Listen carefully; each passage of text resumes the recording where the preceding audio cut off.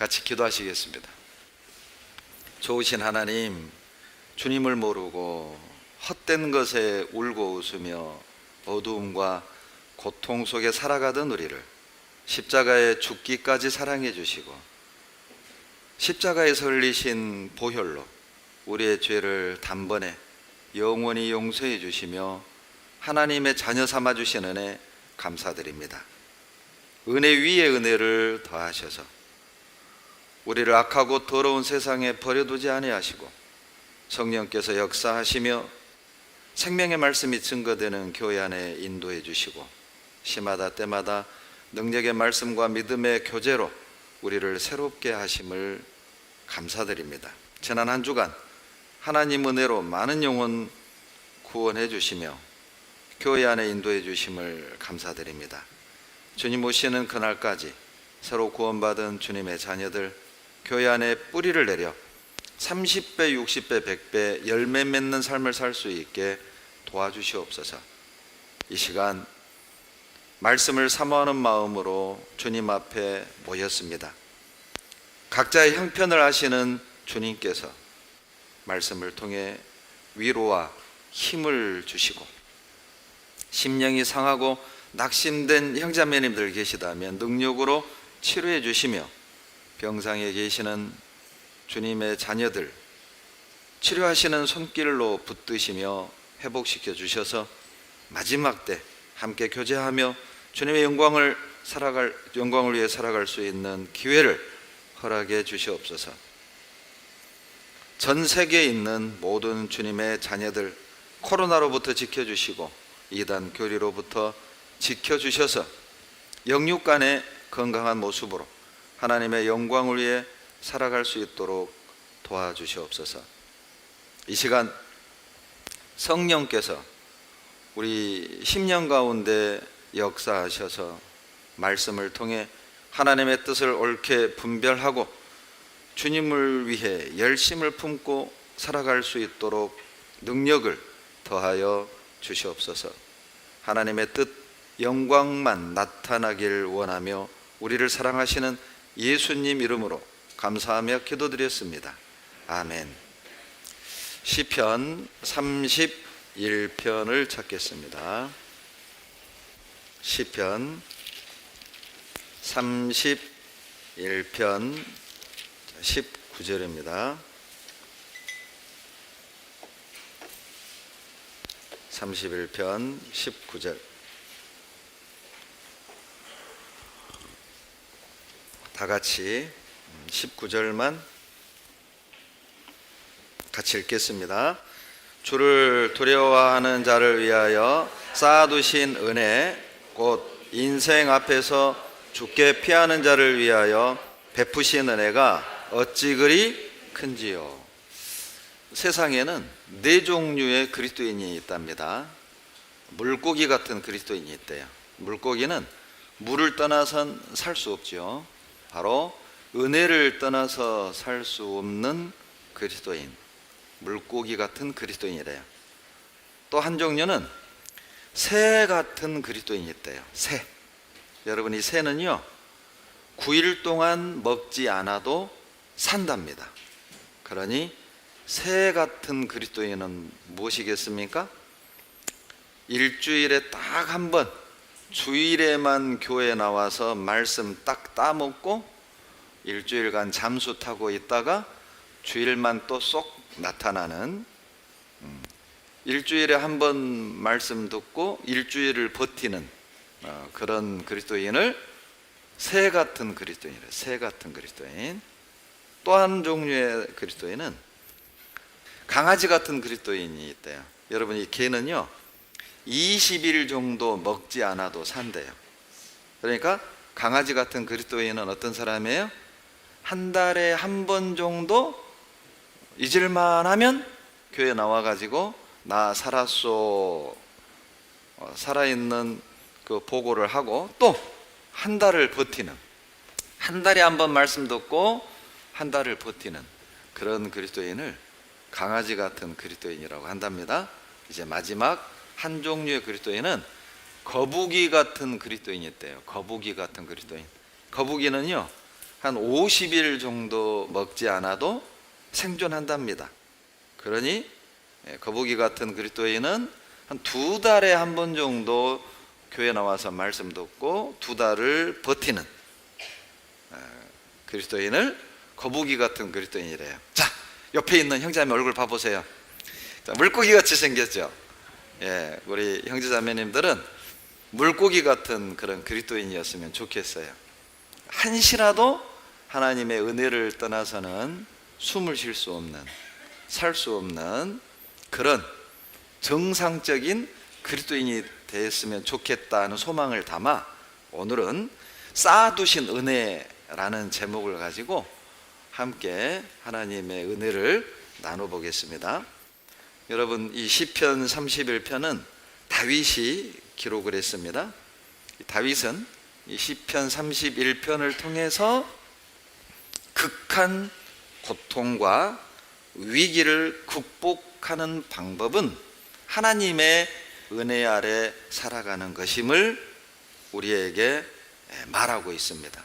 또 뿐만 아니라 은혜 안에 거하는 자들에게 주어지는 하나님의 특별한 능력을 시편 31편에서 노래하고 있어요. 그래서 시편 31편을 묵상할 때마다 우리 마음에 이런 결심이 딱 서야 합니다. 어떤 거냐면, 그래, 내가 아무리 힘들어도, 내가 아무리 답이 없어 보이는 이 현실처럼 이 답답한 상황이지만 나는 끝까지 은혜 안에 있겠다, 은혜 가운데 살아가겠다, 그런 어떤 결단이 서야 됩니다. 왜냐하면 그 위기, 그 고통, 그 고난을 극복하게 하는 건 은혜의 힘이거든요. 뿐만 아니라 우리가 은혜 안에 살아갈 때 고난도 이기고 가난도 이기고 핍박도 이기고 여러 가지 가정에 있는 어떤 어둡게 하는 그 많은 일들을 견디게 하는 능력을 얻어요. 은혜 안에 거할 때. 그래서 오늘은 시편 31편을 중심으로 하나님이 우리를 위해 쌓아두신 은혜가 어떤 것들인지, 그리고 도대체 은혜를 받는다는 의미는 무엇이고, 또 그 은혜를 받은 사람들에게 나타나는 능력은 어떤 것들이 있는지를 살펴보면서 우리 형제자매님들 마음속에, 야, 정말 내가 은혜 가운데 살고 있었는데 나는 그걸 몰랐구나, 나는 늘 힘들다고만 생각했고, 나는 늘 참 무겁다고만 생각했고, 나는 참 힘들게 나만 힘들게 살아가는 것 같고, 다른 형제자매들은 다 하나님이 주시는 은혜 가운데 누리며 사는 것 같고, 나만 특별한 고통을 받는다고 생각을 했는데, 하나님의 말씀을 들어보니 나도 넘치는 은혜 속에 살고 있었는데 그것도 모르고 나만 힘들고 나만 어렵다고 생각했네. 마음을 고쳐먹는, 위로받고 힘을 얻는 그런 오늘 하루가 됐으면 좋겠습니다.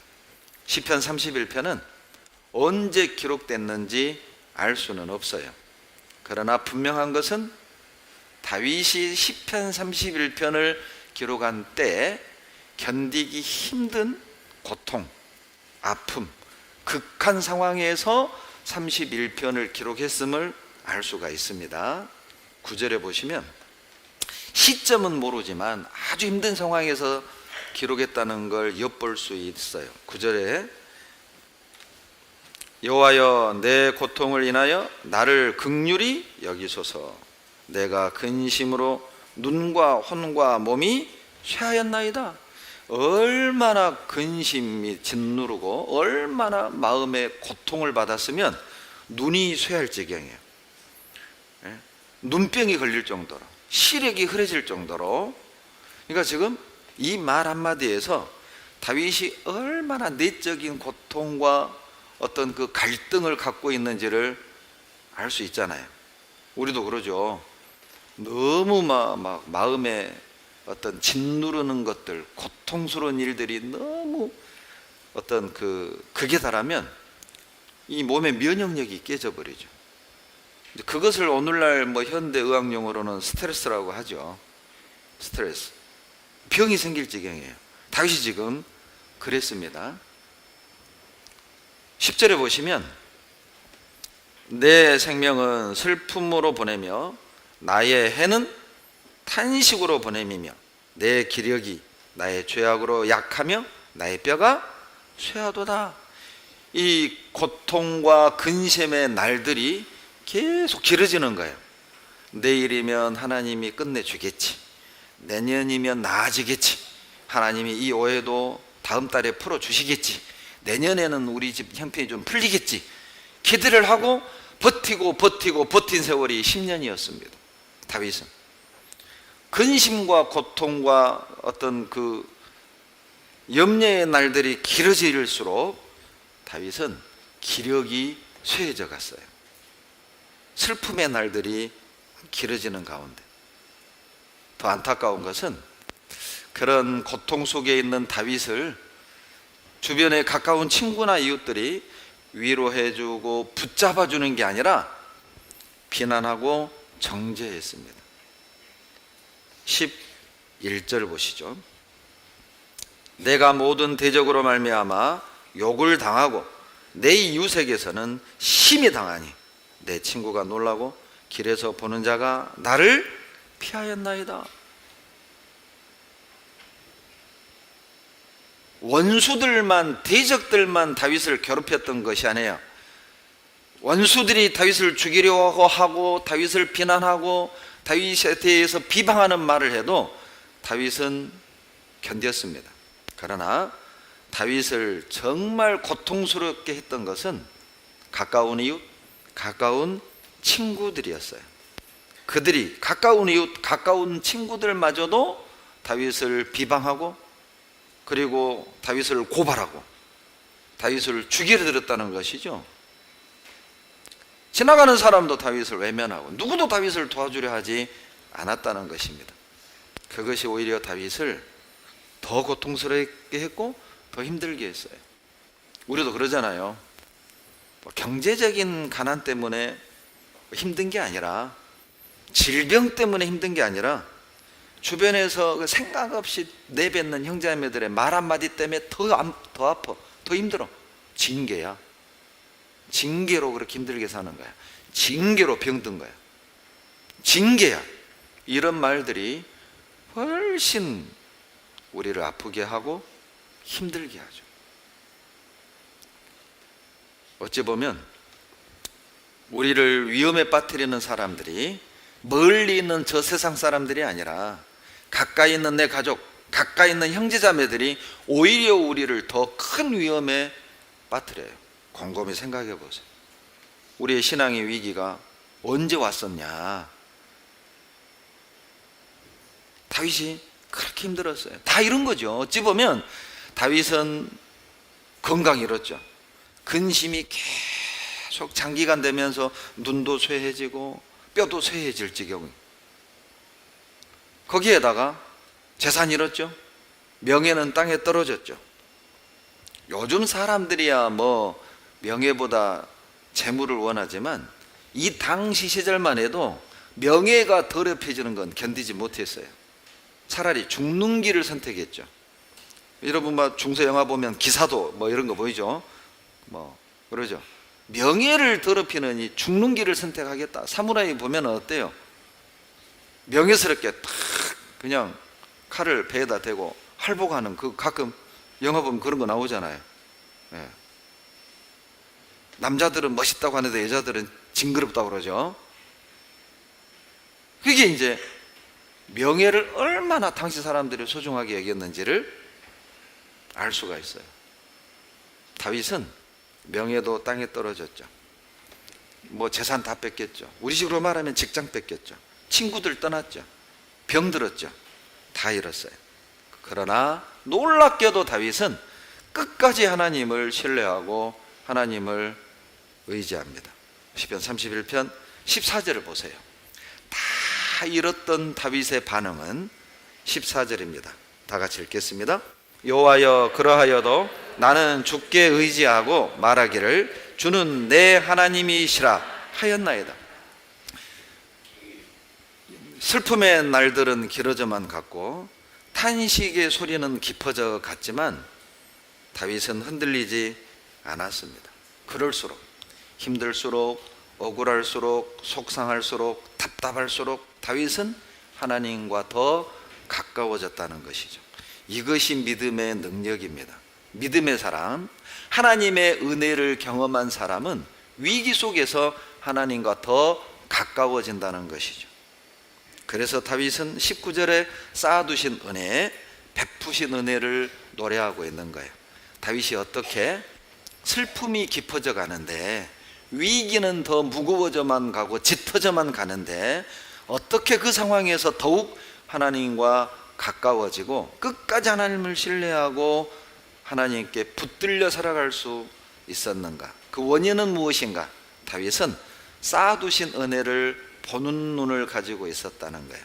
하나님이 내게 베푸신 은혜와 나를 위해 쌓아두신 은혜를 보는 눈을 가지고 있는 사람은 위기 속에서도 재산을 잃고 직장을 잃고 건강을 잃어도 결코 하나님의 신실하심을 의심하지 않습니다. 자기 위치를 벗어나서 방황하지 않습니다. 그 위기 속에서, 그 고통 속에서, 그 두려움 속에서 우리 자리를 끝까지 지키고 하나님을 찬양하게 하는 능력은 쌓아두신 은혜를 보는 데서 나와요. 여러분, 은혜를 볼 줄 알아야 됩니다.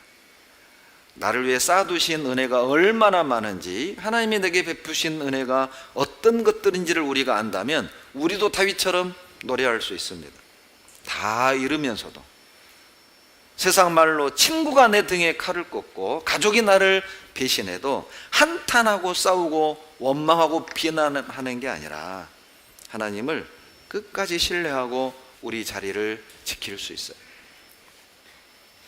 다윗은 31편에서 위기 속에서, 절망 속에서, 어둠 속에서도 하나님의 은혜를 보는 방법을 이렇게 말하고 있습니다. 19절, 주를 두려워하는 자를 위하여 쌓아두신 은혜. 자, 여러분, 누가 쌓아두신 은혜를 볼 수 있습니까? 주님을 두려워하는 사람이에요. 여러분, 우리는 두려워하다라는 단어를 들으면 발발발발발 떠는 두려움을 생각하시죠? 그런 뜻이 아니에요. 여기서 말하는 주를 두려워하다는 의미는 주님을 경외함으로 그분의 말씀에 굴복하다, 순종하다, 그런 뜻입니다. 즉, 누가 쌓아두신 은혜를 보는 눈을 갖습니까?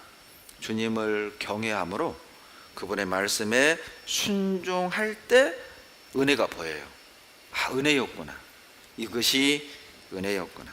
답이 없어 보이는 현실 속에서 방황하는 것이 아니라 내가 경외하는 그분의 말씀에 순종하면 답이 없어 보이는 그 현실 속에서 은혜가 보인다는 거예요. 답답한 현실 속에서 말씀에 순종해 봅시다. 놀랍게도 내 주변에 널브러져 있는 쌓아두신 하나님의 은혜를 비로소 보게 될 거라는 거예요. 다윗은 그랬습니다. 답답할 때, 굴에 갇히고 블레셋에 도망가서 침을 흘리며 미친 채 하는 그 순간에도 다윗은 서러워하고 슬퍼하고 낙담하고 좌절하고 신세를 한탄한 게 아니라 침을 흘리며 대문을 극적이며 희죽희죽거리며 미친 채 하는 그 속에서도 하나님의 쌓아두신 은혜를 보았던 거예요. 사울이 전쟁에 이기고 돌아온 다윗을 죽이려고 단창을 던지고 다윗을 죽이기 위해 암살자를 보내고 다윗은 창을 피하고 암살자를 피해 도망가면서도 두고 보자, 복수의 칼을 가는 것이 아니라 내가 무슨 잘못했다고 비난하고 변명하는 것이 아니라 하나님의 쌓아두신 은혜를 보고 찬양했어요. 다윗은. 우리를 힘들게 하는 것은 가난이 아니죠. 우리를 어둡게 하는 것은 주변 사람들이 아닙니다. 우리가 힘들고 어두워지는 원인은 쌓아두신 은혜를 보지 못하기 때문이라는 거예요. 가난 속에서 쌓아두신 은혜를 보지 못하기 때문에 가난에 짓눌려 사는 것이고, 우리를 비난하고 우리를 정죄하는 그 상황 속에서 쌓아두신 은혜를 보지 못하니까 그런 비방하는 말을 들으면 괴롭고 힘들고 싫어. 자존심 상하고 그런 말 듣기 싫고. 우리를 힘들게 하는 건 상황과 현실과 여건이 아니에요. 쌓아두신 은혜를 보지 못하는데 원인이 있습니다. 주님을 두려워하십시오. 주님을 경외하십시오. 그분의 말씀에 순종하면 보입니다. 또 하나 쌓아두신 은혜를 보는 방법은 19절 중반절입니다. 주께 피하는 자를 위하여 베푸신 은혜가 어찌 그리 큰지요. 주님께 피하는 자는 이미 내가 얼마나 많은 은혜를 받았는지를 알게 되며 내가 받은 은혜가 얼마나 큰 은혜인지도 알게 된다는 겁니다. 주께 피하는 자는 이미 베푸신 은혜, 엄청난 은혜, 그 크기를 알게 될 거예요. 여러분, 주님께 피한다는 말은 주님을 신뢰하고 그분을 의지한다는 뜻이에요. 다 잃어도, 건강을 잃는 순간에도 주님의 신실하심, 주님의 선하심을 신뢰하고 비방을 받고 모욕을 당하고 억울한 말을 들어도 더 깊이 주님께로 들어간다면 내가 이미 많은 은혜를 받고 있다는 걸 알게 돼요. 그런데 그 은혜가 내가 당하는 비방보다 훨씬 크다, 내가 당하는 가난보다 훨씬 크다, 내가 받는 고통보다 은혜가 훨씬 더 크다는 걸 알게 되면 고난은, 가난은, 핍박은, 오해받는 것은 문제가 안 되는 거예요. 다윗이 그랬어요. 다윗이 어떻게 10년 동안 도망다니면서 믿음을 지켰을까요? 자기가 당하는 고난보다 주님이 주신 은혜가 훨씬 크다는 걸 알았어요. 은혜가 다 크니까 괜찮아. 사울에게 비방을 받고 오해를 받아도 괜찮아요. 왜? 사울이 죽이려고 하는 그런 비방보다 하나님께 받은 은혜가 더 컸거든요. 자식이 배신을 하고 친구들이 배신을 해도 괜찮아. 왜요? 주님의 은혜가 훨씬 더 컸거든요. 자, 우리는 무엇이 더 크게 눈에 비칩니까? 내가 당하는 현실이 훨씬 크게 보이나요? 아니면 은혜가 더 크게 보이나요? 여러분, 우리가 정말 이 힘든 현실에서, 이 두려운 현실에서 벗어나기를 원한다면 놀랍게도 방법은 간단합니다. 하나님이 쌓아두신 은혜를 봐야 합니다. 주님이 베푸신 은혜가 내가 당하는 이 두렵고 답답한 현실보다 얼마나 큰지를 볼 수 있어야 합니다. 그러면 우리 자리를 지킬 수 있어요. 그리고 우리도 그 고통 속에서, 절망 속에서 노래할 수 있고 하나님의 영광을 높이고 드러낼 수 있습니다. 다윗은 힘들수록, 답답할수록, 고통이 클수록 주님께 피했습니다. 그 결과로 다윗은 자기가 잃어버린 명예, 잃어버린 건강, 잃어버린 직장, 잃어버린 재물을 보는 게 아니라 내게 있는 은혜를 보는 눈을 갖게 된 거예요. 하나님께 가까워질수록 우리 믿음의 시력은 밝아질 겁니다. 하나님께 가까이 갈수록 우리의 영의 눈은 더 밝아져서 내 주변에 쌓아두신 은혜, 이미 누리고 있는 은혜를 그때야 보게 될 거예요. 육신적인 사람은 답답하고 힘들수록 방황을 하죠. 잠을 잡니다. 힘들면 잠자, 머리 아프면 잠자. 왜? 잊어버리려고. TV 보고, 노래방 가고, 영화 보고, 등산하고, 자전거 타고. 왜? 땀 흘리면서 잊어버리려고. 그런데 그 시간이 끝나면, 잠에서 깨면 다시 근심은 시작이 되죠. 어떤 사람은 술로 그 고통과 근심을 극복해 보려 하죠. 어떤 사람은 약물을 통해서 잊어보려 하죠. 그러나 정상적인 그리스도인은 위기가 오면 하나님께 더 깊이 들어갑니다. 그때 은혜를 보게 되거든요. 매튜 헨리라는 유명한 주석가가 있었습니다. 이분도 청년기는 아주 방황을 했어요. 자살하려던 순간 여관에서 선반에서 성경이 톡 한 권 떨어집니다. 그리고 이제 그 성경 펼쳐져 있는 걸 무심결에 읽다가 고향으로 돌아가고 그리고 말씀을 통해 거듭납니다. 그리고 그 유명한 주석가가 돼요. 그런데 이 메투엘레가 어느 날 전도하고 돌아오다가 강도를 만나 다 털리고 죽도록 맞습니다. 온몸이 피투성이가 되어 기다시피 집에 돌아옵니다. 그리고 서재에 무릎을 꿇고 하나님께 감사 기도를 드립니다. 하나님, 내가 지갑은 뺏겼지만 생명은 안 뺏겨서 감사합니다. 하나님, 내가 강도가 아니라 목사가 되어서 감사합니다. 하나님, 내가 돈은 뺏겼지만 믿음은 뺏기지 않음을 감사드립니다. 다윗은, 위인들은, 하나님이 쓰시는 사람들은 참 놀랍죠. 그런 절망 속에서 은혜를 보는 눈이 밝아요.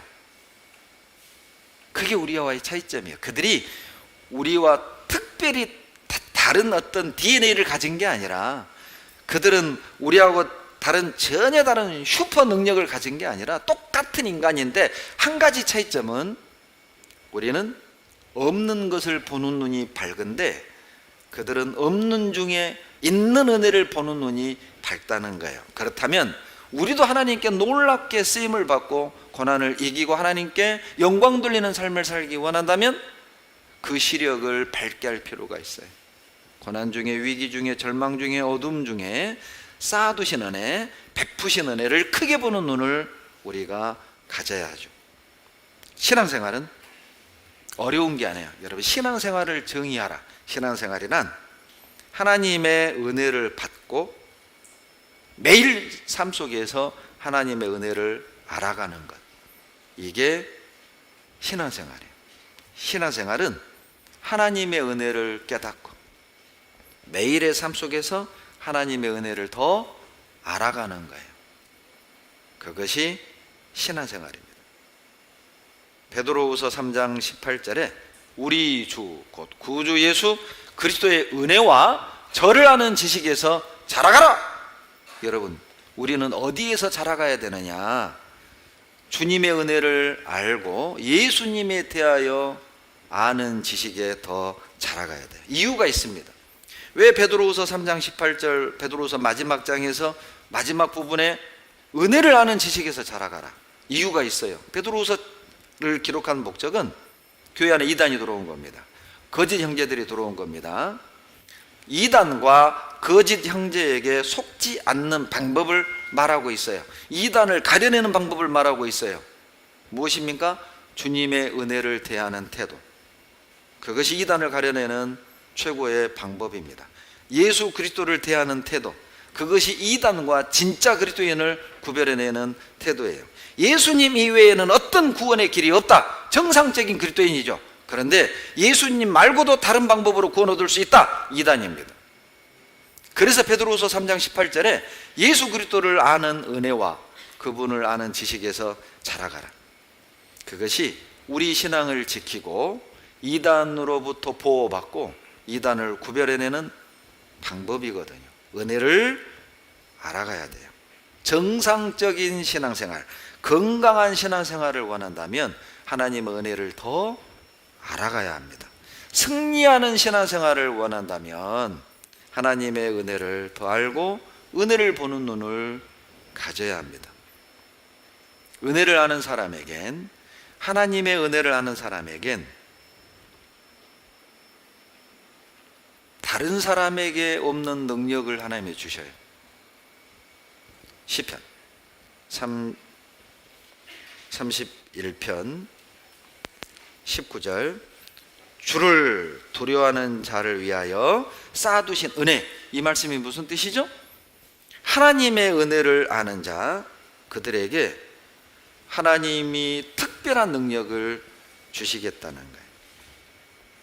여러분, 사람들은요, 은혜를 오해하는 경우들이 많아요. 사람들은 은혜라고 하면 갑자기 없던, 생각지 않은 돈이 생겼다. 아, 은혜 받았다. 찬송을 부르다가 눈물이 난다. 아, 은혜 받았다. 말씀을 읽다가 막 마음이 뭉클하고 찡하다. 은혜 받았다. 물론 이제 그것도 은혜일 수는 있는데, 그런 류의 것만을 은혜라고 생각한다면 틀려요. 우리가 느끼기에 좋은 것, 뭔가 좋은 것을 받고 특별한 걸 느끼면 사람들은 은혜 받았다 이렇게 생각을 하는데, 그 정의를 똑바로 할 필요가 있어요. 여러분, 제가 5가지 정의를 말씀드릴 겁니다. 은혜 받았다는 의미, 도대체 은혜를 받는 게 무엇이냐? 첫째, 주님의 사랑으로 채움을 받았다는 뜻이에요. 은혜 받았다는 말은 주님의 사랑으로 채워졌다, 그게 은혜 받은 겁니다. 누가복음 2장 52절 찾겠습니다. 시편 31편 실게 놓으세요. 누가복음 5장 2장 52절. 예수는 그 지혜와 그 키가 자라가며 하나님과 사람에게 더 사랑스러워 가시더라. 사랑, 동그라미 하세요. 52절에 사랑, 그 사랑이 그리스도의 카리스입니다. 카리스. 여러분, 이 카리스는 은혜란 뜻이에요. 은혜라는 카리스를 누가복음 2장 52절 사랑에다가 카리스 이렇게 쓴 거예요. 즉 사랑이 무엇입니까? 카리스, 은혜입니다. 은혜가 무엇입니까? 사랑입니다. 분명해졌죠? 여러분, 은혜 받았다는 말은 하나님의 사랑으로 채워졌다, 그 뜻이에요. 그 사람이 은혜 받은 것이죠. 우리가 은혜로 구원을 받았다고 하잖아요. 십자가의 사랑, 구원의 사랑을 받았다는 뜻이에요. 그게 은혜 받았다는 뜻입니다. 다윗은 다 잃었지만, 건강 잃고 명예 잃고 재산 잃고 친구도 잃었지만, 그 속에서 다윗의 마음엔 주님의 사랑으로 채워진 거예요.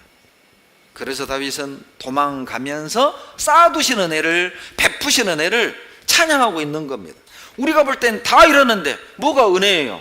여러분, 재산 잃은 게 은혜입니까? 직장 잃은 것이 은혜입니까? 건강 잃은 것이 은혜입니까? 친구들에게 배신당하는 게 은혜냐고요? 그런데 다윗은 은혜라고 말합니다. 왜요? 그 속에서 다윗의 마음은 사랑으로 채워졌거든요. 그러니까 은혜예요. 근데 우리는 승진해야 은혜고, 재산이 늘어야 은혜고, 가족하고 사이가 좋아야 은혜고, 건강해야 은혜고, 그렇게 생각하잖아요. 건강이 잃는 상황에서는 은혜 받았다고 그렇게 간증 잘 안 합니다. 왜냐하면 은혜의 의미를 모르니까. 은혜는 주님의 사랑으로 채워지는 거예요. 두 번째 의미는, 여러분, 은혜가 뭐냐면 주님의 칭찬과 격려와 위로를 받았다는 뜻이에요.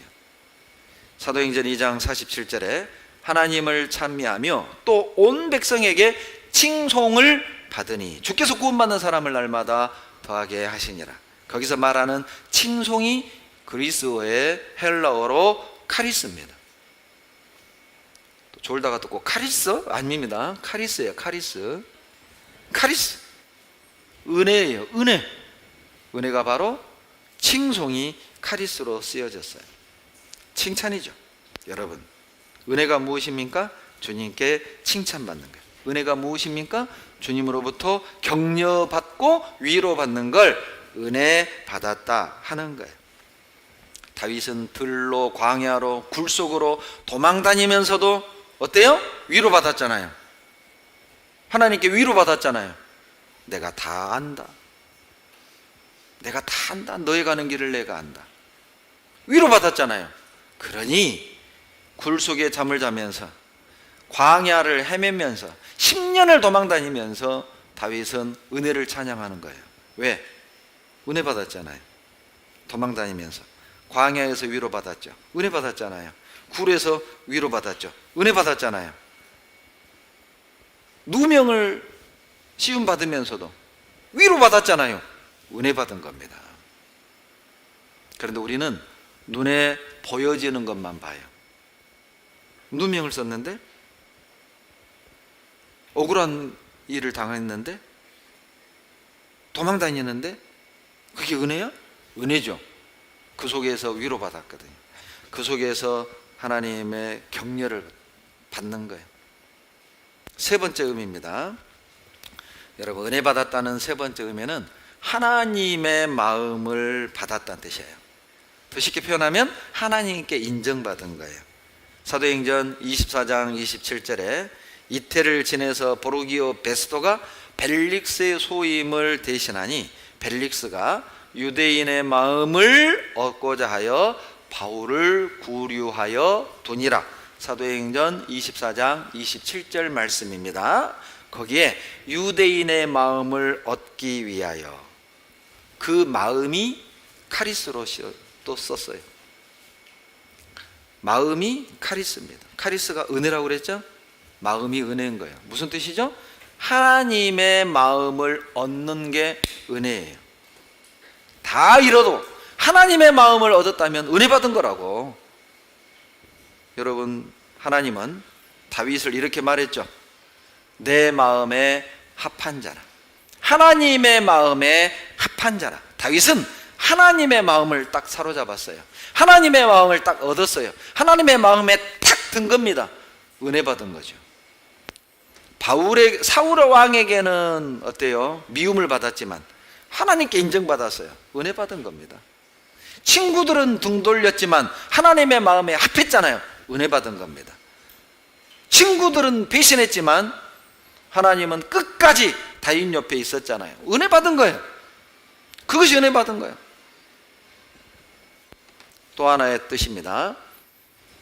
여러분, 은혜 받았다는 말은 매사에 감사한다는 뜻이 은혜 받았다는 뜻이에요. 골로새서 3장 16절에 그리스도의 말씀이 너희 속에 풍성히 거하여 모든 지혜로 피차 가르치며 권면하며 시와 찬미와 신령한 노래를 부르며 마음에 감사함으로 하나님을 찬양하며. 거기서 감사가 헬라어로 카리스입니다. 은혜가 카리스라고 그랬죠? 은혜라는 단어를 감사로 번역한 거예요. 감사가 은혜죠. 여러분, 시편은 150개의 시로 이루어졌습니다. 그 중에 절반에 가까운 74개를 다윗이 썼어요. 74개 중에 10개의 시는 도망다니며 쓴 시입니다. 도망다니며 쓴 10개의 시 중에 9개가 감사의 시예요. 도망다니면서 감사했어요. 사울 왕이 죽이려고 창을 던지는데 피하고 도망가면서 시를 썼는데 감사의 시예요. 도액이 고자질에서 다윗을 위기에 빠뜨렸는데 그때 도망가면서 쓴 시가 감사의 시예요. 굴에서 잠을 자면서 감사의 시를 쓰고 있는, 그것이 은혜입니다. 가난 중에 감사할 수 있다면 그게 은혜죠. 병에 걸렸는데 주님을 찬양할 수 있다면 그게 은혜죠. 직장 잃었는데 마음의 평온을 유지할 수 있다면 그건 은혜죠. 사람들이 나를 비난하고 나를 배신했지만 그래도 내가 주님을 떠나지 않고 있다면, 내가 교회 안에 머물고 있다면 그것도 참 은혜 아닙니까? 감사하는 것, 그것이 여러분 은혜입니다. 마지막 5번째, 은혜 받았다는 5번째 뜻이 뭐냐면 하나님으로부터 기쁨을 얻는다는 뜻이에요. 그러니까 은혜 받았다는 말은 하나님이 내게 기쁨 주셨다, 그런 뜻입니다. 빌레몬 1장 7절은 찾겠습니다. 빌레몬 1장 7절. 빌레몬 1장 7절. 신약 351페이지 7절 같이 읽겠습니다. 형제여, 성도들의 마음이 너로 말미암아 평안함을 얻었으니 내가 너의 사랑으로 많은 기쁨과 위로를 얻었노라. 기쁨 동그라미. 여기서 기쁨이 카리스입니다. 은혜를 기쁨으로 번역을 한 것입니다. 여러분, 하나님으로부터 기쁨을 얻는 것이 은혜 받는 거예요. 다윗은 광야에서 굴에서 잠을 자고 또 블레셋에 들어가서 살기 위해 침을 흘리며 문짝을 극적이며 미친 채 하는 중에도 하나님이 주신 기쁨을 경험했어요. 그것이 은혜라는 겁니다. 그러죠? 여러분, 우리가 다 잃었는데 기뻐할 수 있다. 그 은혜 아닙니까? 그러니까 우리는 은혜로 사는 거예요. 돈이 있어야 사는 게 아니라 우리는 은혜로 사는 겁니다. 사람들이 우리를 비난하고 인정하지 않아도 우리는 기뻐할 수 있어요. 그게 은혜죠. 은혜 받은 사람은 그렇다는 거예요. 여러분, 이제 5가지 은혜를 받다의 의미를 말씀드렸습니다. 그걸 기억하세요. 사랑받는 게 은혜 받는 거고요, 칭찬받는 게 은혜 받는 거, 위로받는 게 은혜 받는 거고, 하나님의 마음에 드는 게 은혜 받는 거고, 감사하는 게 은혜 받는 거고, 기뻐하는 게 은혜 받는 거예요. 제가 5가지 말씀드렸어요. 은혜 받으세요? 여러분, 은혜 받은 것 같아요? 이제 은혜 속에 살아가고 있어요? 예, 감사합니다. 여러분, 하나님의 은혜를 알아갈수록 우리에게 주어지는 특별한 능력이 있습니다. 시편 31편 1절 보세요. 31편 1절. 여호와여, 내가 주께 피하오니 나로 영원히 부끄럽게 마시고 주의 의로 나를 건지소서. 여러분, 하나님의 은혜를 아는 자는 고난 중에, 위기 속에서 더욱 주께 피하고 끝까지 주님을 의지하게 됩니다. 이런 능력은 보통 사람에게 있진 않아요. 보통 사람은 사랑하는 사람에게 배신당했다, 복수의 칼을 갈든지 원한을 품든지 그러죠.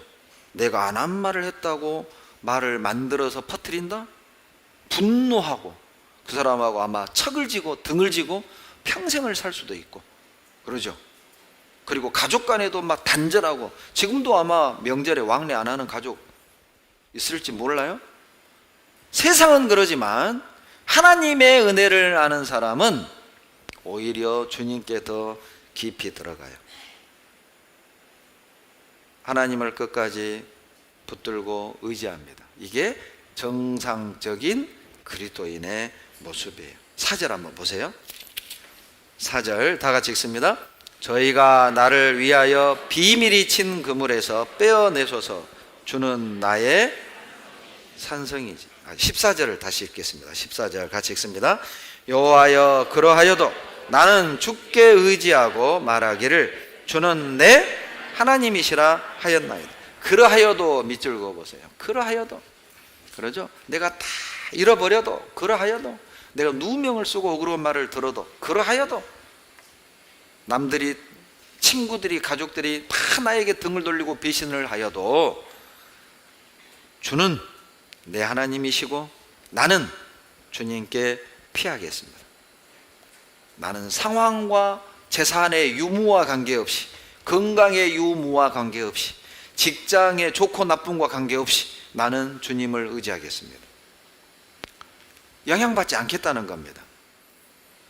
내가 살아가는 삶의 과정 속에서, 환경 속에서 사람의 말에 영향을 받지 않겠다는 거예요. 그것과 관계없이 나는 끝까지 주님 편에 설 것이고 주님을 끝까지 의지하겠고 주님은 나의 하나님이 될 거라고. 근데 우리는 놀랍게도 흔들려요. 사람에 의해서 흔들리고, 건강에 의해서 흔들리고, 돈에 의해서 흔들리고, 직장에 의해서 흔들려. 누구 보기 싫어서 교회 안 나오고, 흔들려. 봉사 안 하고, 흔들려. 싫어. 주님의 은혜를 아는 사람은 그것과 관계없이 주님을 의지합니다. 주님의 은혜를 아는 사람은 여러분 어떤 능력이 있냐면 죄를 미워해요. 6절 보세요. 내가 허탄한 거짓을 숭상하는 자를 미워하고 여호와를 의지하나이다. 저 의지한다는 말 참 자주 나오죠. 의지 안 하는 사람이 많아서 그렇게 얘기하는 거예요. 그런데 7절에 6절에 보시면 허탄한 거짓을 숭상하는 자를 미워하는 거예요. 우리 자신을 보면, 여러분 솔직히 우리도 은혜를 알기 전엔 세상과 똑같이 죄 즐겼잖아요. 곰곰이 생각해 보세요. 우리도 세상 사람과 참 똑같았습니다. 죄를 자랑했고 부끄럽게 생각하지 않았죠. 죄를 수치스럽게 생각하지 않았어요. 그런데 우리가 참 다행히 하나님의 은혜를 깨달은 후부터 부끄러운 걸 알게 됐어요. 죄가 부끄러워. 우리도 은혜를 알기 전엔 누군가를 미워하는 걸 당연하게 생각했잖아요. 미운 짓 하니까 내가 미워하지. 지가 잘하면 내가 왜 미워해? 당연하게 생각했잖아요. 그런데 은혜를 받은 후부터는 내가 이러면 안 되는데, 내가 용서해야 되는데, 내가 사랑해야 되는데. 여러분, 은혜를 아는 자는 죄를 미워하는 능력이 생겨요. 은혜를 아는 자는 죄를 부끄럽게 하는 능력이 생겨요. 부끄럽게 느끼는 마음이 생겨요. 수치스러운 것을 수치스럽게 생각할 줄 압니다. 이게 정상 아닙니까? 요즘 뭐 불륜을 주제로 하는 드라마가 유행이라면서요. 그 죄를 부끄럽게 생각하면 그 죄 짓겠습니까? 죄를 지으면서도 당당하게, 그리고 오히려 죄 지은 사람이 더 큰 소리.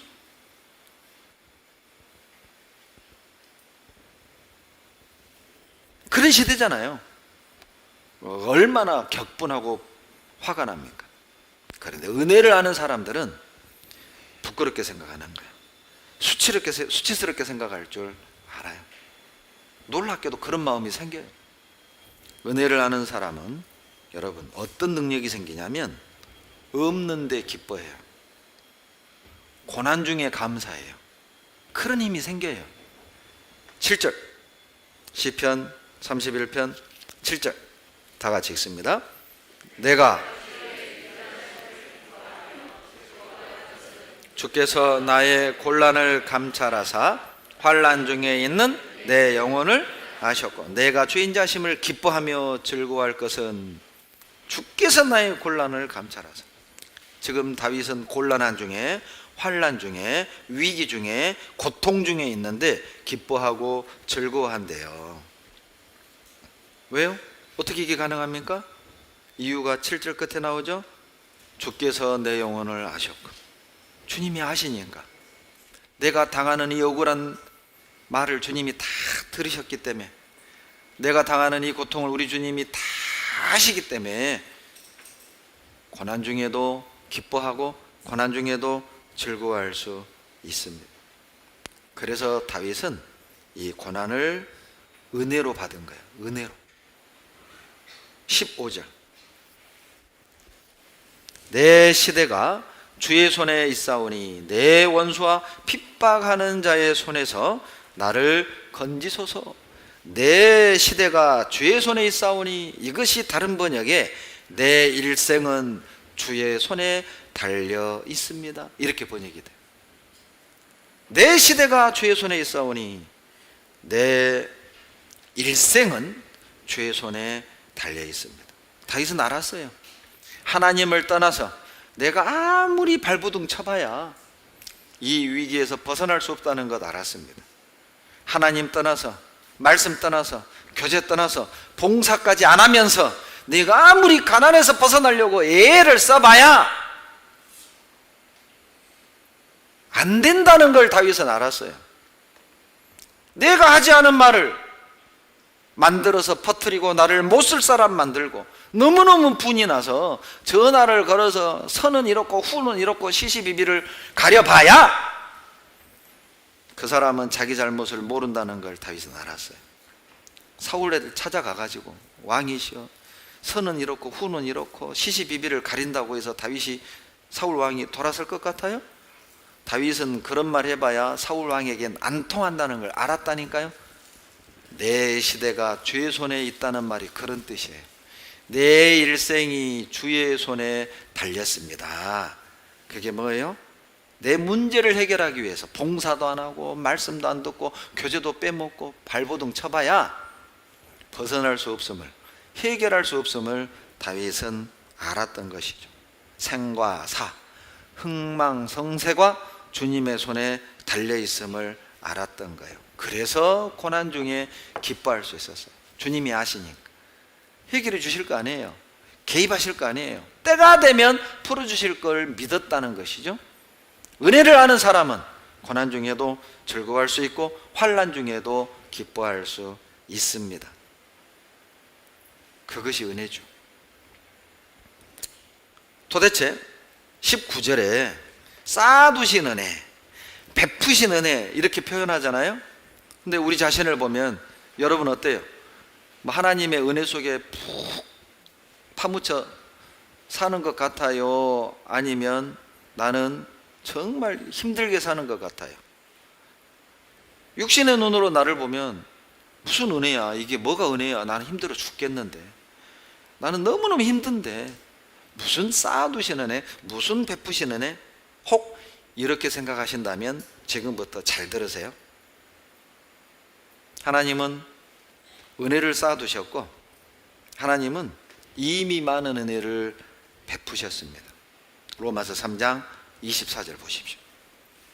은혜를 몰라서 못 보는 거죠. 몰라서 나는 받은 은혜가 없다고 어리광을 부리는 거죠. 로마서 3장 24절 찾겠습니다. 24절 다 같이 읽겠습니다.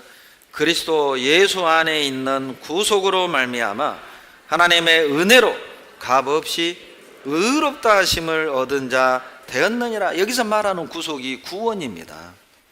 값을 주고 구원하다, 핏값을 지불하고 구원해내다, 그런 의미예요, 구속이.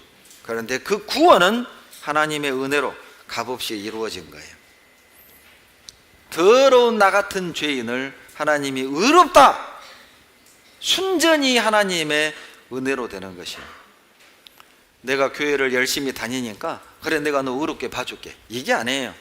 너 죄를 다 버리고 변화된 삶을 사네, 그래 내가 너 의롭다 해줄게, 그게 아니에요.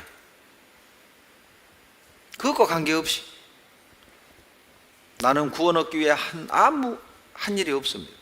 그런데 100% 거저 주시는 은혜로 하나님이 나를 자녀 삼아 주시고 의인이라 불러주신 거예요.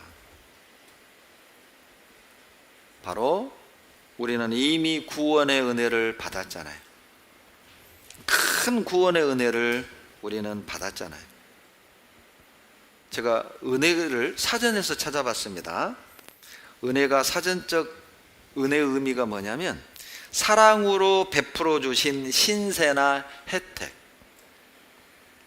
성경적 은혜의 의미를 말씀드리겠습니다. 은혜란 자격이 없는데 무조건 거저 주시는 선물, 배려, 친절, 그게 은혜입니다.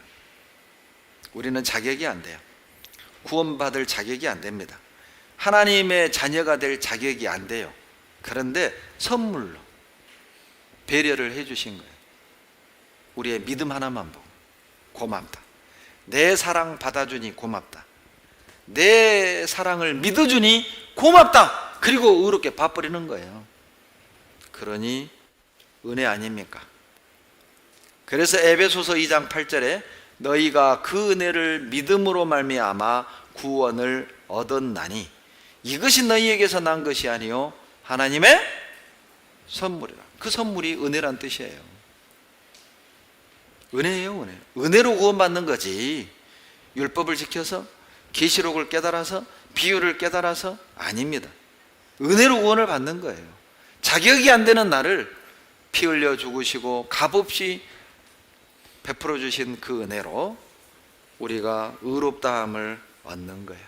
로마서 11장을 찾겠습니다.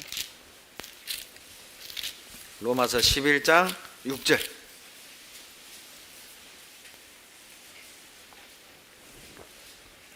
같이 읽겠습니다. 만일 은혜로 된 것이면 행위로 말미암지 않음이니 그렇지 않으면 은혜가 은혜되지 못하느니라.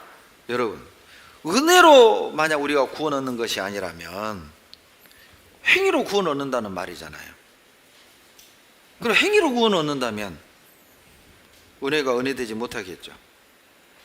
그러니 하나님을 사랑할 이유가 없어요. 하나님께 감사할 이유가 없어요. 하나님을 믿을 필요가 없어요.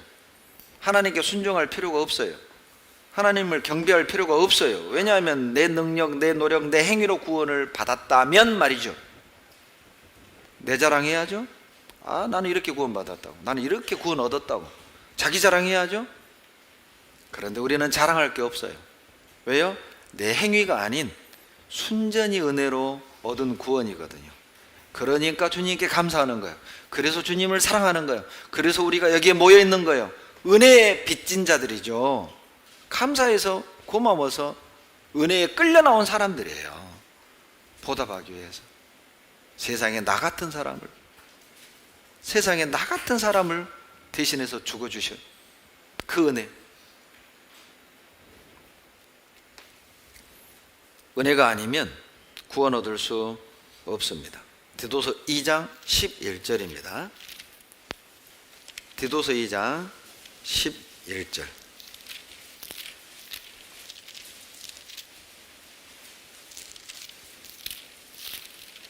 디도서 2장 11절 같이 읽습니다. 모든 사람에게 구원을 주시는 하나님의 은혜가 나타나. 모든 사람에게 구원을 주시는 하나님의 은혜. 무슨 뜻이죠? 하나님의 은혜가 아니면 구원받지 못한다는 뜻이에요. 은혜로 구원을 주셨고 우리는 그 은혜를 믿음으로 받은 것이죠. 그래서 루터가 종교개혁을 할 때 구호가 뭐였냐? 솔라 그라티아, 솔라 스코룹티아, 솔라 피데, 솔라 그라티아. 오직 은혜, 솔라 스크립투라. 오직 성경, 오직 말씀, 솔라 피데, 오직 믿음이에요. 말씀에 나타난 하나님의 은혜를 믿음으로만 구원을 얻음을 깨달은 거예요, 루터가. 그 수십 년 신부생활하다가 오직 말씀에 나타난 하나님의 은혜를 믿음으로 천국을 간다는 걸 깨달은 거예요. 그리고 개혁을 한 겁니다. 오직 은혜다. 은혜 말고 다른 거 없습니다. 믿음 말고 다른 거 없습니다. 말씀 외에 다른 것 없어요. 여러분, 쌓아두신 은혜, 베풀어 주신 또 하나의 은혜가 무엇입니까? 이 자리에 있는 게 은혜입니다. 여러분, 이 말씀을 듣는 거 은혜요 아니요? 은혜입니다. 우리가 이 말씀을 들을 수 있는 게 은혜라니까요. 열왕기상 10장 8절에 보면 스바 여왕이 솔로몬의 지혜를 배우기 위해 예루살렘에 오죠. 솔로몬의 설교를 듣고 감복을 합니다. 그리고 백성들을 향해, 이스라엘 신하들을 향해 스바 여왕이 이렇게 말하죠. 복되도다 당신의 사람들이여, 복되도다 당신의 이 신복들이여, 항상 당신의 앞에 서서 당신의 지혜를 들음이로다. 솔로몬 당시에 솔로몬의 설교를 들을 수 있다는 것 은혜죠. 예수님 당시에 예수님 말씀을 들을 수 있다는 건 은혜예요. 다윗 당시에 다윗과 함께 주님을 섬길 수 있다는 건 은혜죠. 은혜죠. 아무나 그 말씀을 들었던 건 아니에요. 아무나 다윗과 함께 할 수 있었던 것도 아니죠. 여러분, 우리가 이 말씀을 들을 수 있다는 것 은혜입니다. 코로나 시대에 더욱 절감하죠. 세상에 주일날 우리가 마음껏 모여서 말씀을 듣고 수요일날 자유스럽게 말씀을 들을 수 있었던 것이 은혜였구나. 그런데 그게 싫어. 주일날 말씀 들으러 가는 게 자고 싶고 놀러 가고 싶고 등산 가고 싶고 싫어. 그러니까 하나님이요, 그래? 모이지 마.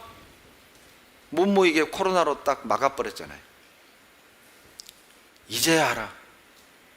은혜였구나. 이 주일 말씀이 은혜였구나. 수요 말씀이 은혜였구나. 전도 집회가 은혜였구나. 여러분, 일이 아닙니다. 일이. 인간은 어리석어서 꼭 잃어버려야 그게 은혜라는 걸 나중에 알아요. 여러분, 이 이로요 잘 씹어 먹는 것이 은혜라는 것 여러분 아세요? 그게 은혜였다는 거 언제 알아요? 이빨이 뽑혀봐야 알아요. 이빨을 다 뽑혀봐야 세상에 야금야금 꼭꼭 씹어먹는 게 은혜였구나. 그러죠? 두 발로 걷는 것이 은혜였다는 건 진짜 관절을 아파봐야 알아요. 은혜입니다. 그런데 우리는 은혜로 생각 안 해요. 그 은혜가 너무 많아서. 흔하니까. 어떤 사람이요, 아침마다 어떤 마을에 가서 대문 앞에 10,000원씩을 두고 지나갔대요.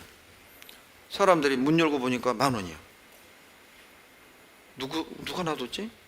이상하네. 처음엔 이상하게 생각했어요. 그 다음날 또 나가봤더니 10,000원이 있어요. 한 달 내내 문을 열었더니 10,000원이 있어요. 한 달이 지나니까 흔해져 버렸어요. 당연하게 됐어요. 한 달이 지난 다음 날 아침 문을 열었는데 10,000원이 없어요.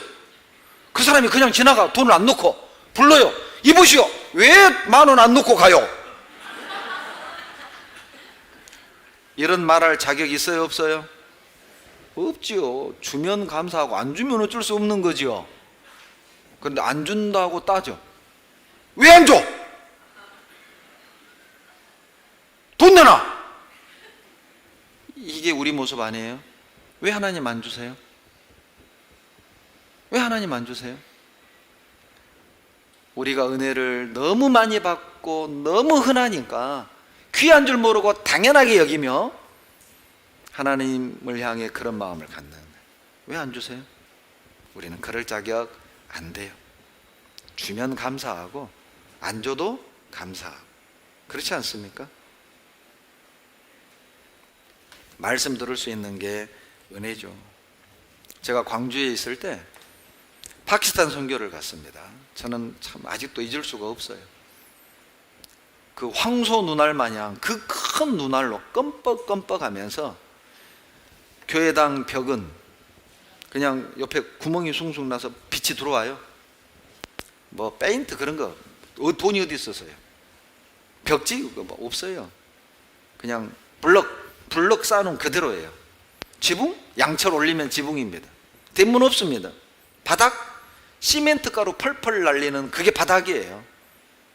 죄송한데 거적대기 같은 양탄자 깔아놓고 거기에 앉아요.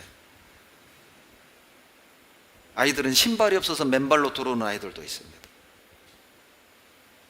그런데 찬양 부를 때 보면 가장 행복한 얼굴이, 말씀 드릴 때 얼굴을 보면 가장 행복한 얼굴이, 저는 아직도 그 아이들의 눈망울을 잊을 수가 없어요. 그 파키스탄 형제자매들의 눈동자를 잊을 수가 없어요. 파키스탄 목사님이 한 얘기입니다. 한국 선교팀에게 우리는 돈이 필요한 것이 아닙니다. 우리에게 필요한 건 당신들이 전하는 말씀입니다.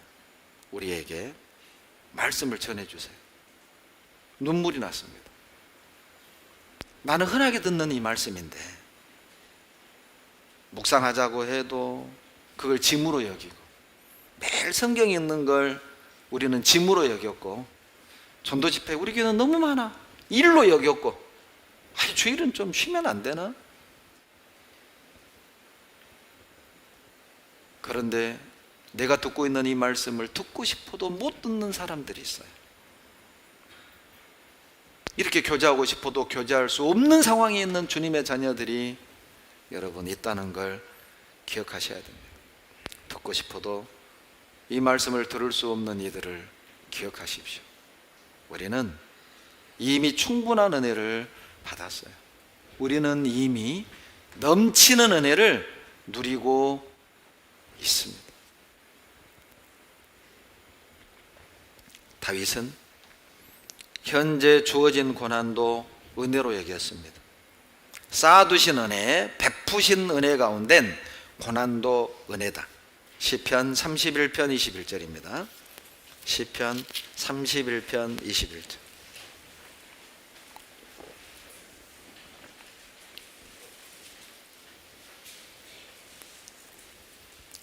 21절. 같이 읽겠습니다. 여호와를 찬송할지어다. 견고한 성에서 그 기이한 인자를 내게 보이셨음이로다. 기이한 인자를 내게 보이셨습니다. 이게 무슨 뜻이죠? 다윗은 늘 사방이 꽉 막힌 위기 속에 살아왔어요.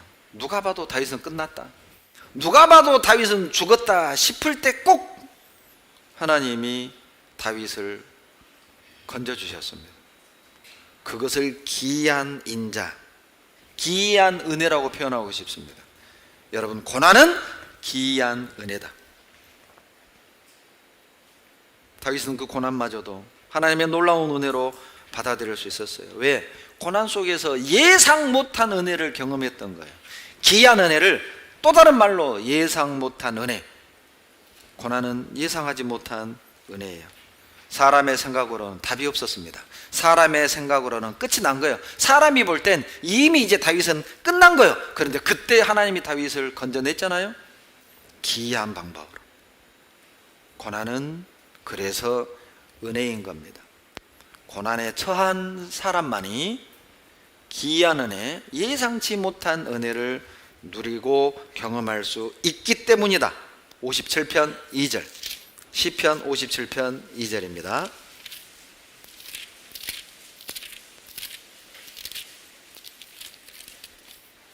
(57편 2절) 같이 읽겠습니다. 내가 지극히 높으신 하나님께 부르짖으며 곧 나를 위하여 모든 것을 이루시는 하나님께로다. 57편도 다윗이 쓴 시입니다. 사울이 죽이려 들 때 피하여 굴로 숨었던 때 쓴 시가 바로 시편 57편인데 2절에 말씀하길 내가 지극히 높으신 하나님께 부르짖으며 곧 나를 위하여 모든 것을 이루시는 하나님께로다. 여러분, 여기서 이 모든 것은 히브리 원어에는 빛난으로 되어 있대요. 그런데 다윗은 모든 것 이렇게 표현을 한 겁니다. 다른 번역에 나를 위해 모든 것을 마련하신 하나님, 또 다른 번역에 나에게 가장 유익한 것을 주기 위해 이루어 주시는 하나님, 이렇게 되어 있어요. 놀랍죠? 다윗은 사울을 피해 굴 속에 들어있으면서 시를 썼는데 하나님이 나에게 가장 좋은 것을 이루고 계셔, 이런 시를 쓴 거예요. 굴에서 직장 뺏기고 명예가 땅에 떨어지고 가족과 친구들이 등을 돌려 도망가 굴 속에 숨어 있으면서 하나님이 지금 나에게 가장 유익한 것 주고 있어, 가장 좋은 길로 인도하고 있어, 이런 시를 쓰고 있는 거예요. 고난이 자기에게 유익을 주는 포장지라는 것이죠. 그래서 시편 119편 67절에 그 유명한 말을 하는 겁니다. 고난 당하기 전에는 내가 그릇 행하였더니 이제는 주의 말씀을 지키나이다. 다윗도 고난을 통해서 말씀을 깨닫게 된 거예요. 하나님의 마음을 더 알게 된 거예요. 쉽게 얘기하면 철든 거예요. 철들어. 신앙의 철이 들어가는 거예요. 고난을 통해서. 시편 119편 71절에 고난 당한 것이 내게 유익이라 이로 인하여 내가 주의 율례를 배우게 되었나이다. 고난을 받으면서 하나님의 말씀을 깨닫고 그 말씀에 순종하는 법을 배우고 고난을 허락하시는 하나님의 뜻을 알게 되면서 다윗의 신앙은 더 확장돼 가고 깊어져 갔던 것입니다. 그것을 다윗은 은혜라고 말한 거예요. 고난도 은혜였습니다. 여러분, 우리도 피하고 싶은 현실이 있죠. 솔직히 직장도 솔직히 다니기 싫어. 다 바꾸고 싶어. 직장도 바꾸고 싶고, 나는 핸디캡이라고 생각했던, 장애라고 생각했던 그것도 은혜입니다. 없었으면 하는 그것도 지금 은혜라니까요. 여러분, 장미에겐 가시가 있죠? 장미는 이 가시가 흉측해 보이고 싫을 수 있어요. 그러나 가시가 있기 때문에 외부의 침입을 막을 수 있어요. 새에게 날개는 짐처럼 느껴질 수 있죠. 무거워. 늘 달고 다니는 게 무거워. 이게 없었으면 가벼울 것 같아. 짐처럼 느낄 수 있죠. 그러나 날개가 있기 때문에 하늘을 날 수 있는 거예요. 나는 없었으면 하는 그것들, 나는 핸디캡이라고 생각했던 그것들, 오히려 그것이 은혜일 수 있어요. 2차 대전 포로 수용소에 갇혔던 두 그리스도인의 이야기입니다. 이가 득실거려요. 하나님께 원망했대요. 하나님 제발 좀 이 좀 어떻게 좀 해봐요. 그런데 그 속에서 복음을 전하는 거예요. 왜요? 이가 워낙 벼룩이 득실거리니까 간수들도 안 들어와요. 그 방엔 안 들어와. 이 옮길까 봐 마음 놓고 복음을 전할 수 있었던 겁니다. 여러분, 이가 득실거리는 것도 은혜였던 거죠. 또 우리는 인간은 어리석어서 멀리 못 보니까 늘 불평. 왜? 왜 나에게? 왜 나에게 이런 환경을? 왜 나에게 이런 가족을? 왜 나에게? 이제 그 말을 멈추십시오. 그것도 은혜였습니다. 여러분, 조엘이라는 사람, 미국인입니다. 그리스도인입니다. 생후 20개월이 됐을 때 술 취한 트럭 기사가 음주운전을 하고 이 아이가 있는 차를 덮쳤어요. 불이 났습니다. 이 아이의 온몸 88%의 화상을 입었어요. 그리고 50번의 수술을 하면서 귀도 없어졌고 코도 없어졌고 입술도 없어졌어요. 죄송한 표현인데 수박 덩어리처럼 맨들맨들 굴곡이 없이 동글동글한 흉측한 얼굴로 바뀌었습니다. 그런데 그가 이렇게 간증하고 있습니다. 나는 많이 빼앗겨서 많이 줄 수 있었습니다. 하나님이 나에게 고통을 주신 이유는 나처럼 고통받는 사람들을 위로하라는 뜻으로 나는 믿습니다. 그리고 그는 그 얼굴로 전 세계를 돌아다니며 예수 그리스도를 찬양하고 전하고 있어요. 나는 많이 빼앗겨서 많이 줄 수 있었습니다. 우리는 왜 욥기를 통해 위로를 받습니까? 우리는 왜 욥을 통해 위로를 받는 겁니까? 이유는 간단합니다. 욥은 나보다 더 많은 걸 잃었거든요. 인간은 어리석어서 나보다 더 큰 고난을 받는 사람을 만날 때 위로받는 거예요. 그래도 나는 괜찮네. 그래서 하나님이 10자식을 데려가고 불치병을 주고 재산을 다 빼앗아 갔던 거예요. 나 때문에 어리석고 무지한 나를 위로하려고 욥에게 그 기구한 인생을 허락했던 겁니다. 욥의 인내를 기억하십시오. 주께서 주신 결말을 보았잖아요. 야고보서 5장 11절 말씀입니다. 모든 것이 은혜였습니다. 여러분, 질병도 은혜입니다. 고린도후서 12장 7절을 보시죠. 질병도 은혜입니다. 고린도후서 12장 7절.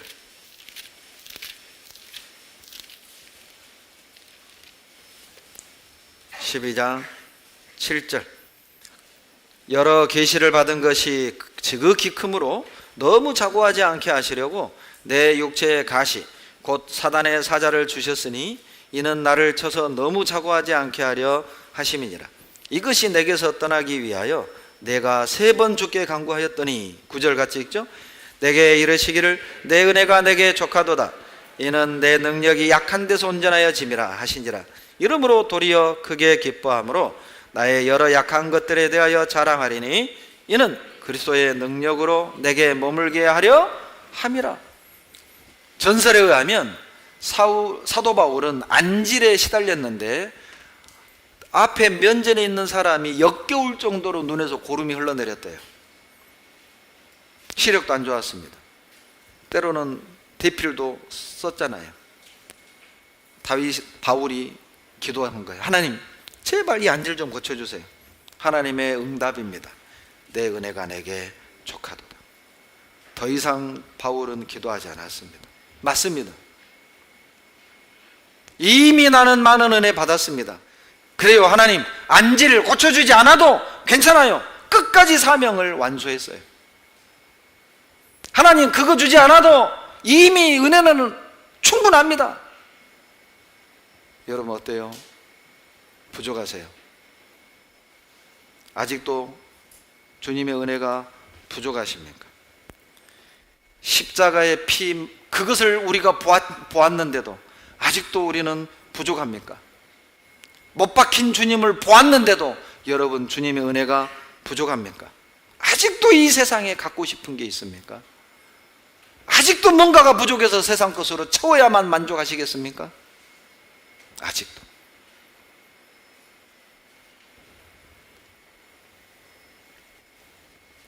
하나님이 질병을 주신 이유를 말씀하시죠. 겸손하게 하려고. 성경 14권이나 쓴 사도 바울을 어떻게 겸손하게 할 수 있을까요? 질병 말고는 방법이 없어요. 누구보다도 대학자, 율법에 능통한, 지식으로 능통한 이 사도 바울을 어떻게 겸손하게 할 수 있을까요? 놀랍죠? 질병 말고는 다른 방법 없었어요. 곰곰이 생각해 보세요. 나 같은 사람을 겸손하게 하는 방법이 뭐겠어요? 지금 이 고통 말고는 없다고요. 하나님이 가장 적당한 방법으로 나를 적당한 방법으로 끌어내리고 있는 거라고. 나 같은 사람은 지금 이 아픔이 아니면 여기에 붙어 있을 사람 아니잖아요.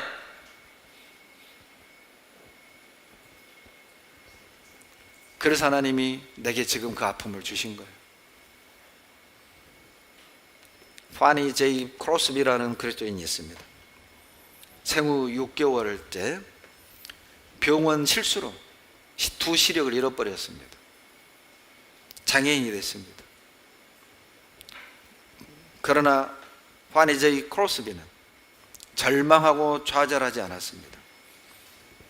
찬송가를 8,500개의 찬송시를 썼어요. 그 중에 우리가 기억하는 많은 찬송이 파니 제이 크로스비가 쓴 찬송 시들입니다. 우리나라에 20여 곡이 실려 있어요. 그 중에 찬송가 204장, 예수로 나의 구주 삼고 성령과 피로써 거듭나니 이 세상에서 내 영혼이 하늘의 영광 누리도다. 이 시를 쓴 사람이 소경 파니 제이 크로스비입니다.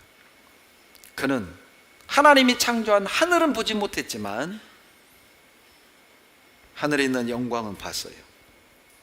여러분, 누가 소경입니까? 하늘을 못 보는 사람이 소경입니까? 그 하늘 위에 있는 영광을 보지 못하는 사람이 소경입니까? 역설적이게도 파니 제이 크로스비는 볼 수 없었기 때문에 볼 수 있었어요. 시력을 잃어버렸기 때문에 시력을 갖게 된 겁니다. 무슨 뜻입니까? 이 세상을 보는 육신의 시력을 잃어버림으로 말미암아 그는 신령한 세계를 볼 수 있는 믿음의 눈이 열린 거예요. 질병도 은혜죠. 나에게 뭔가를 뺏어갔다면 뭔가를 주실 계획인 거예요. 잊지 마세요. 주님이 나에게서 뭔가를 뺏어갔다면 뭔가를 주실 계획이라고. 불안해하지 말고, 불평하지 말고, 도망가지 말고 자리를 지키고 기다리세요. 찬송가 434장도 파니 제이 크로스비가 쓴 시입니다. 나의 갈 길 다가도록 예수 인도하시니 내 주 안에 있는 긍휼 어찌 의심하랴. 믿음으로 사는 자는 하늘 위로 받겠네. 무슨 일을 만나든지 형통하리라. 그녀는 볼 수 없어서 더 많은 것을 볼 수 있었습니다. 볼 수 없음이 은혜였던 것이죠. 여러분, 헌금하는 것도 은혜라는 거 아세요? 여러분, 헌금은 내가 헌금할 수 있다? 은혜입니다. 고린도후서 8장 1절로 2절, 고린도후서 8장 1절로 2절. 형제들아, 하나님께서 마게도냐 교회들에게 주신 은혜를 우리가 너희에게 알게 하노니 환난의 많은 시련 가운데서 저희 넘치는 기쁨과 극한 가난이 저희로 풍성한 연보를 넘치도록 하게 하였느니라. 마게도냐들에게 주신 하나님의 은혜가 무엇입니까? 예루살렘 교회가 기근으로 가난해졌다는 소식을 듣고 먹을 것이 없다는 소식을 듣고 마케도냐 지역에 있는 데살로니가, 빌립보, 베레아 교회, 이런 교회들이 자기들도 가난하고 먹고 살기 힘든데 헌금을 모아서 예루살렘 교회를 도와줬어요. 그 헌금을 은혜라고 표현한 거예요. 여러분, 왜 헌금이 은혜입니까? 그 헌금을 통해서 그들은 기쁨을 경험했어요. 헌금을 통해 사랑을 실천하는 그 은혜로운 경험을 할 수 있죠. 그래서 헌금을 은혜라고 하는 거예요. 헌금하는 자만 느낄 수 있는 기쁨.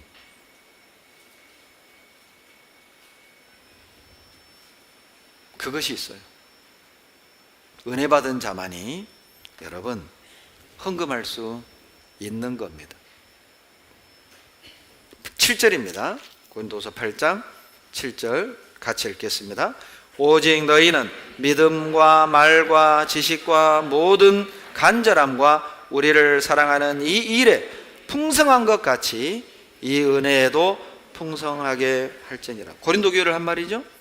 고린도 성도들이 풍성했어요. 뭐가 풍성했죠? 믿음, 말, 지식 풍성했어요. 간증 잘했습니다. 아는 거 참 많았습니다. 그런데 헌금에는 인색했어요. 간증은 잘하는데 헌금은 안 해. 봉사는 잘하는데 헌금은 안 해. 아는 것 많은데 헌금은 안 해. 이게 정상적이라고 생각하세요? 그래서 고린도 성도를 향해서 너희들 말 잘하지? 너희들 지식 풍성하지? 은혜에도 풍성해봐라. 그 은혜가 헌금입니다. 다른 교회는 다 예루살렘 교회에 돕기 헌금을 했는데 아마 고린도 교회가 바울의 기대만큼 안 했던 것 같아요. 그래서 헌금을 은혜라고 표현을 하는 겁니다. 왜 헌금이 은혜죠? 여러분, 즐겨내는 자에게 더 큰 은혜를 주시고 더 큰 일을 할 수 있도록 능력을 주시기 때문에 헌금을 은혜라고 하는 거예요. 고린도후서 9장 7절입니다. 고린도후서 9장 7절 8절 같이 읽습니다. 각각 그 마음에 정한 대로 할 것이요 인색함으로나 억지로 하지 말지니 하나님은 즐겨내는 자를 사랑하시느니라. 하나님이 능히 모든 은혜를 너희에게 넘치게 하시나니. 됐습니다. 누구에게 은혜를 넘치게 주십니까? 즐겨내는 자, 기쁨으로 헌금하는 자, 자원함으로 헌금하는 자에겐 넘치는 은혜, 더 큰 능력, 더 큰 일을 할 수 있는 능력과 지혜를, 은혜를 주셔요. 그래서 헌금을 은혜로 표현한 겁니다. 여러분, 그 은혜를 경험하시길 바랍니다. 또 한 가지, 봉사도 은혜라는 걸 기억하십시오. 나는 은혜 없는데? 아니요, 봉사도 은혜예요. 봉사하는 것도 은혜입니다. 고린도전서 15장 10절 15장 10절 15장 10절 같이 읽겠습니다. 그러나 나의 나된 것은 하나님의 은혜로 된 것이니 내게 주신 그의 은혜가 헛되지 아니하여 내가 모든 사도보다 더 많이 수고하였으나 내가 아니요 오직 나와 함께 하신 하나님의 은혜로다. 바울의 간증입니다. 나의 나된 것은 하나님의 은혜로 된 것이다. 내가 사도가 된 건 하나님의 은혜로 된 거다. 내가 여기까지 사명을 감당해낼 수 있었던 것, 이거 내 능력 아니고 내가 믿음 좋아서 된 게 아니라 내가 똑똑해서 이렇게 된 게 아니라 하나님의 은혜로 된 거다. 무슨 뜻이죠? 바울도 알았습니다. 자기 스스로 생각해도 이건 내 능력 아니에요. 내가 똑똑해서, 내가 아는 게 많아서, 내가 말을 잘해서 내가 여기까지 온 게 아니었던 거예요. 은혜가 아니면 설명이 안 돼요. 사도 바울은 예수 믿는 사람 잡아다 죽이는 대적자요 핍박자였습니다. 그런데 그런 사도 바울, 자존심이 강했던 사도 바울, 세상에서 출세하겠다는 꿈을 갖고 예루살렘까지 유학을 왔던 청년 바울, 그가 자기가 대적했고 회방했던 그 복음 때문에 매를 맞고 비난을 당하고 형제자매들에게도 외면을 당하고, 그런데도 내가 참아 그들을 사랑하고 기도해. 자기가 봐도 이건 내 성질이 아니야. 인간 바울은 이럴 수가 없어요. 내 자존심을 건들면 나는 못 참아. 그런데 내가 그들을 위해 기도한다? 이건 하나님의 은혜야. 그 간증입니다. 고린도전서 15장 10절이 그 간증이에요. 은혜를 깨달은 후 어떤 비방과 멸시와 모욕에도 그들을 용서하고 기도하고 사명을 감당할 수 있었던 것이 다 하나님의 은혜입니다. 우리가 여기 있는 것 하나님의 은혜입니다. 이 10절을 모티브로 지은 그 CCM이 있죠. 복음송가. 나를 지으신 이가 하나님, 나를 부르신 이가 하나님, 나를 지으신 이가 하나님, 나를 부르신 이가 하나님, 나를 보내는 이신도 하나님, 나의 나 된 것은 하나님의 은혜라. 나의 달려갈 길 다 가도록, 나의 마지막 호흡 다 하도록 나로 그 십자가 품게 하시니 나의 나 된 것은 하나님의 은혜라. 그 은혜죠. 은혜로 우리가 여기 있는 겁니다. 여러분 기대하십시오. 주님이 재림하실 때 우리에게 줄 은혜를 가지고 오신대요. 기대하세요. 베드로전서 1장 13절, 이 은혜로 버티고 삽시다. 베드로전서 1장 13절.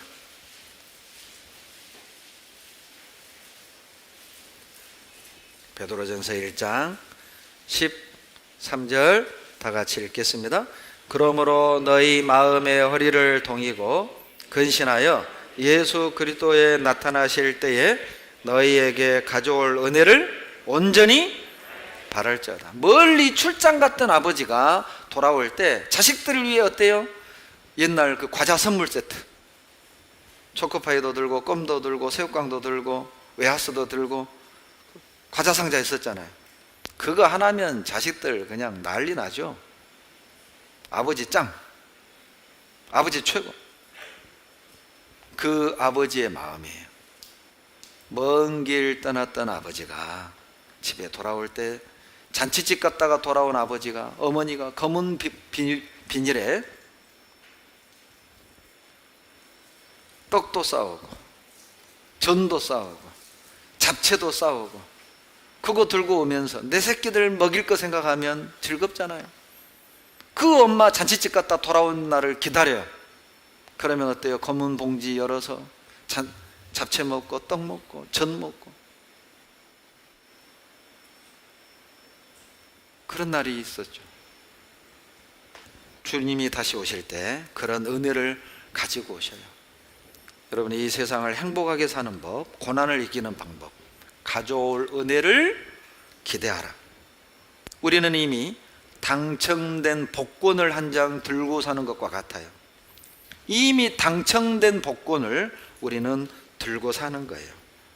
주님 오시는 날 이제 그 복권 대로 얻는 겁니다. 그 은혜를 누리게 되겠죠. 그날을 주님이 더 갈망합니다. 주님은요, 안달이 안달, 빨리 와서 우리에게 은혜를 주고 싶어서 애 같아요. 주님이. 이사야 30장, 우리 주님의 마음을 느껴보세요.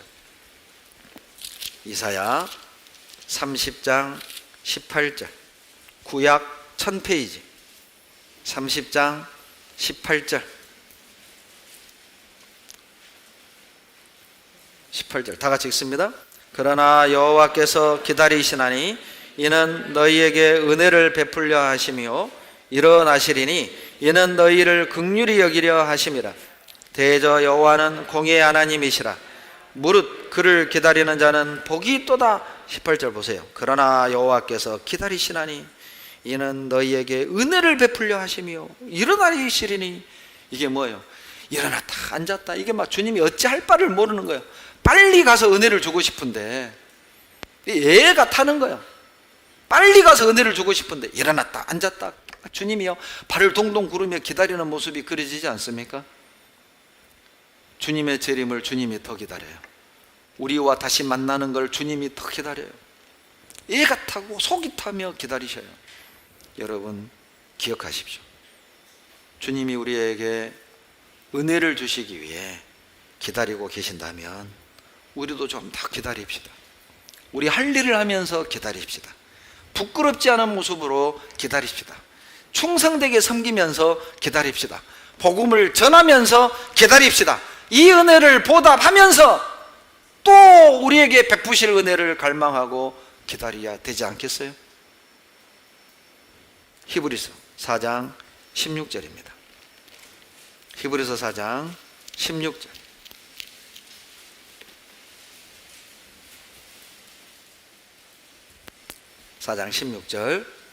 다 같이 읽겠습니다. 그러므로 우리가 긍휼하심을 받고 때를 따라 돕는 은혜를 얻기 위하여 은혜의 보좌 앞에 담대히 나아갈 것이니라. 하나님이 쌓아두신 은혜, 하나님이 베푸신 은혜, 그 은혜를 우리가 깨닫고 얻으려면 은혜의 보좌 앞에 담대히 나오셔야 돼요. 하나님 앞에 부끄러운 죄가 있어도 괜찮아요. 숨은 죄가 있어도 괜찮아요. 담대하게 오세요. 그때 은혜를 깨닫게 될 겁니다. 은혜였구나. 내가 은혜 가운데 살고 있었구나. 내가 은혜를 누리고 있었구나. 그리고 그 죄를 이길 수 있는 힘을 얻게 될 겁니다. 어디가 은혜의 보좌가 있습니까? 말씀이 있는 곳이 은혜의 보좌입니다. 교제가 있는 곳이 은혜의 보좌죠. 봉사가 있는 곳이 은혜의 보좌예요. 교회 안에 봉사가 있고 말씀이 있고 교제가 있을 때 여러분 담대하게 나오셔요. 미루지 말아요. 거기가 은혜의 보좌입니다. 여러분 만약 오늘 이 자리에 있지 않았다면 이 말씀 들었겠습니까? 오늘 여기 나오지 않았다면 내가 얼마나 놀라운 은혜 가운데 살았는지 깨달을 수 있었겠습니까? 모든 모임은 내게 은혜를 베푸시기 위해 주님이 예비한 자리다. 이렇게 믿으십시오. 모든 교제, 모든 말씀, 모든 봉사는 내게 은혜를 베풀기 위해 주님이 준비한 자리입니다. 은혜의 보좌 앞에 나오십시오. 쌓아두신 은혜, 베푸신 은혜를 보셔야 합니다. 기도하겠습니다. 사랑이 많으신 우리 아버지 하나님, 베풀어 주신 은혜, 쌓아두신 은혜 감사드립니다. 아버지 하나님, 그 은혜에 감사하며 그 은혜에 보답하는 삶을 살도록 도와주시고 우리 삶을 통해 하나님의 영광이 나타나도록 도와주시옵소서. 6월 15일부터 있을 대집회, 많은 영혼 인도되고 많은 형제자매들이 지금부터 전도하고 마음을 준비해서 하나님이 주신 은혜를 나누는 귀한 시간으로 인도해 주시옵소서. 우리를 사랑하시는 예수님 이름으로 감사하며 기도드렸습니다. 아멘.